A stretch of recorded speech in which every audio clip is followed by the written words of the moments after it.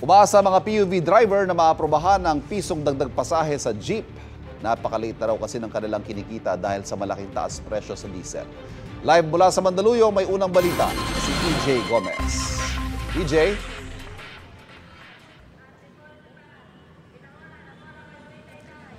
Ivan, ipinatupad ang unang beses na taas presyo sa mga produktong petrolyo kahapon. Dulot yan ng mga hidwaan o kaguluhan doon sa Middle East. Apektado dyan ang mga kapuso nating tsuper na nagsabing malaki raw ang kitang nawala sa kanila. Mangiyak-iyak na nagkwento ng naging kita niya kahapon ang 50 anyos na jeepney driver na si Tatay June.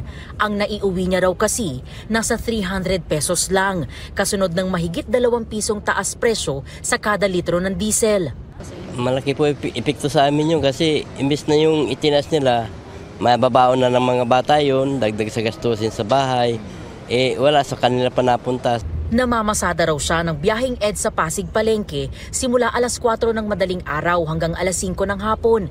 Ang dating 1,800 pesos na kita niya, naging 1,500 pesos na lang daw kahapon. 800 pesos dyan ay ginastos niya sa diesel. Ang 400 pesos ay napunta sa boundary, kaya 300 pesos lang ang take home niya. Para nga raw di na gumastos sa pagkain, hinahatiran na lang siya ng anak niya ng pananghalian araw-araw. Sabi naman ni Alex na 14 na taon ng tsuper, 2,000 pesos ang kinita niya sa pamamasada hanggang alas 6 ng gabi. Pero ibinawas pa ang pang-diesel, boundary, parking fee at pagkain. Ang natira, 350 pesos na lang. Ang laking kawalan talaga. Traffic pa. Ang traffic lalong nababawasan ng lumalaki mga diesel. Kalahati na naman. Wala naman tayo magagawa Kung yan ang hindi naman tayo pwedeng tubig lagay natin yan. Umaasa raw siya sa inanunsyo ng LTFRB na karaang linggo na pisong taas pasahe para naman daw kahit papano madagdagan ang kita. Pero matupad man, di pa rin daw yun sapat. Ako nga, kahit matanda na, naghahanap buhay pa para lang kumita. Hanggang mula nung pagkabata ko, ganito na talaga hanap buhay. Hanggang ngayon, di pa rin umaasinso. Hanggang pagkabata kasi, hanggang ngayon tumanda na, hindi ko man naranasan na makaginhawa sa buhay. Staggered ang ginawang pagtataas sa presyo ng mga produktong petrolyo.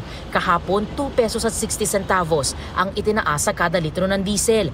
Bukas ipatutupad ang ikalawang bagsak na kaparehong presyo.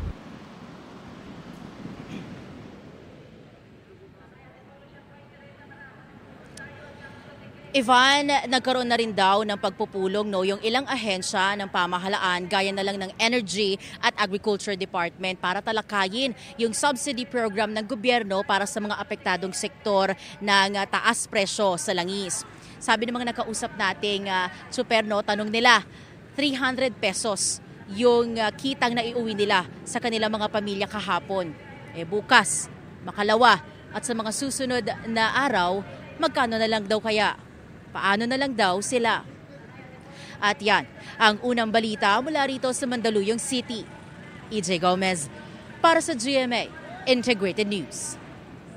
Kapuso, huwag magpapahuli sa latest news and updates. Mag-iuna ka sa balita at mag-subscribe sa YouTube channel ng GMA Integrated News.